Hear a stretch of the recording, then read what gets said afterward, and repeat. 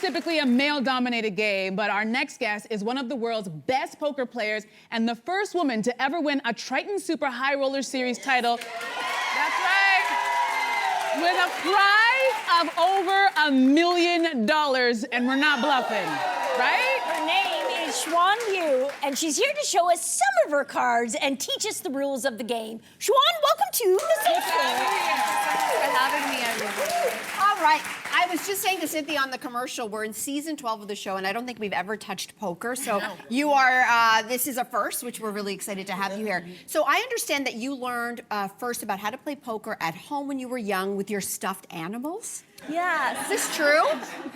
So I watched this movie called God of Gamblers. It's this famous Hong Kong film, and I fell in love. Everything was so glamorous in there, and I asked my parents, you know, to teach me and play with me, and I practiced with my stuffed animals. That is incredible. I guess you were always winning against them, maybe? Or no?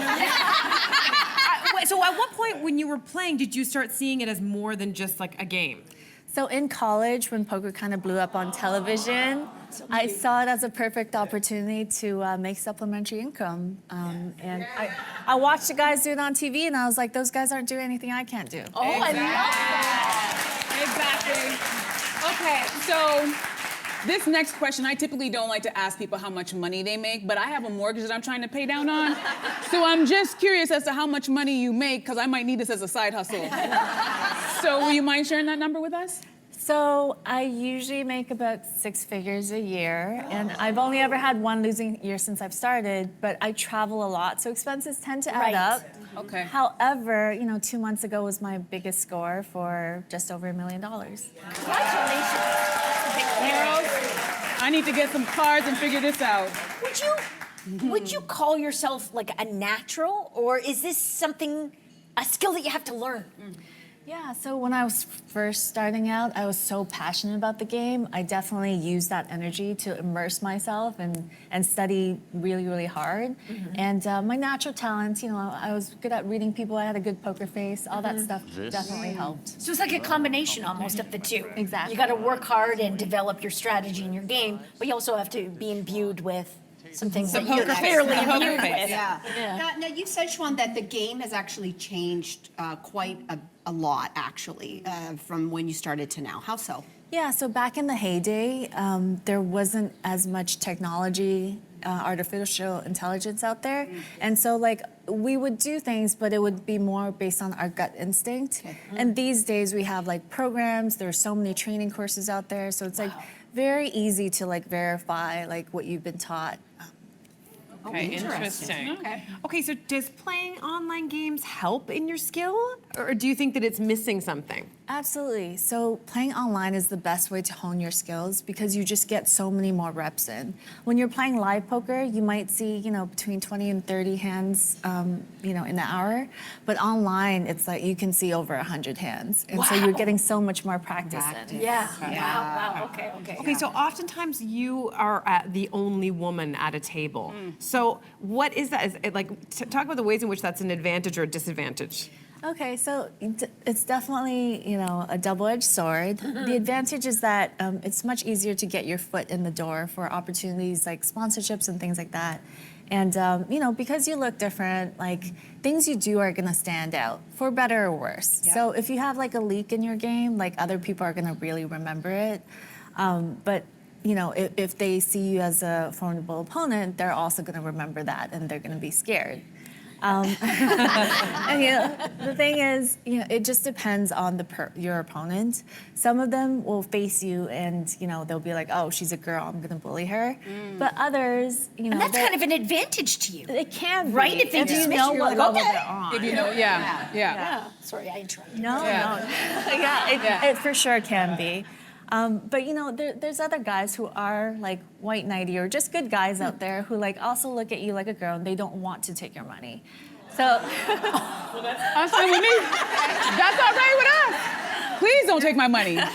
So it's a whole meta game involved on top of the actual strategy. Interesting. All right, so everyone knows that an essential part of playing poker is the art of bluffing. And I understand that you use this against a poker Hall of Famer. So we want to hear that story. What happened? Okay, so Doyle Brunson, he's known as the godfather of poker, and he's definitely a formidable opponent. And I played in this episode of High Stakes Poker with him. Which one is he there? He's the one with the cowboy hat. Okay. He's been playing the game. He looks like the type. Okay. All right. Yeah. Yeah. Oh my gosh. And this hand was especially cool because, rest in peace, he actually passed away, shortly, and this was one of his last poker sessions that he was able to play. Did you take all his money? Not all of it, but so it was a treat to be to be able to sit down with such a legend and bluff him out of such a big pot. Oh, wow. So you bluffed him and it worked. It did work, yeah. Yeah. I held my breath. So like, in a previous relationship, my ex was really into gambling, and so I know that guy with the hat from watching those games. So I gotta ask, because I'm watching you in that clip. So are there skills that you use at the poker table that you can apply to life outside of the poker table? Yeah, there's so many poker skills that can be used in all sorts of real life scenarios, like critical thinking skills, risk management, the reading people, the psychological factor. It's all very, very important. You also say that poker is democratic. Tell us what you mean by that. Yeah, so it's a game where if you had a certain amount of buy-in, anybody can play against anybody else in the world with that amount of buy-in to this tournament. So you can have a 60-year-old billionaire play with a high school 21-year-old dropout at the table, so long as they both enter this tournament together. Interesting. All right, so let's talk about the basic rules of poker, because I think we're all going to start playing from now on. We heard $1 million. So what is considered a good hand, for example? Yeah, so a good starting hand would be any two high cards, any two cards that are matching, suited connecting hands. I'm trying to see if I got a So good this hand. is not a good hand. You have that that's is a not good bad. hand. Yeah, Mine's good. I have 20. So you three all have good hands. Okay. All right. We have hands. We should Yeah. not. Sorry. So you say that poker is similar to traditional investing. How so? Yeah, so like in traditional investing, you have to consider what your return on investment would be, what your risk tolerance is, and then decide on how much to allocate to that particular investment. Right, and not do it with your head, probably. Exactly. And you say universities use poker as well. Exactly, yeah, because it's such a formidable skill to have. Very advanced universities often have poker as part of their poker curriculum or have events with poker.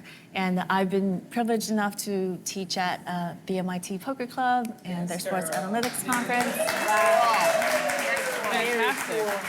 Very cool. Well, Xuan, now that you are on our radar, we are just going to watch you continue to soar and take their money. See? Xuan, again, thanks for being here. Congratulations on your huge recent win. I hope you buy yourself something nice, for sure.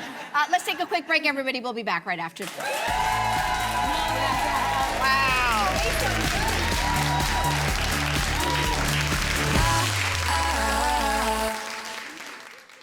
Hey, you, come a bit closer. We've got so many more must-see interviews, spicy debates, lifestyle tips, and pop culture moments. So subscribe to our channel by tapping the logo below and don't miss out.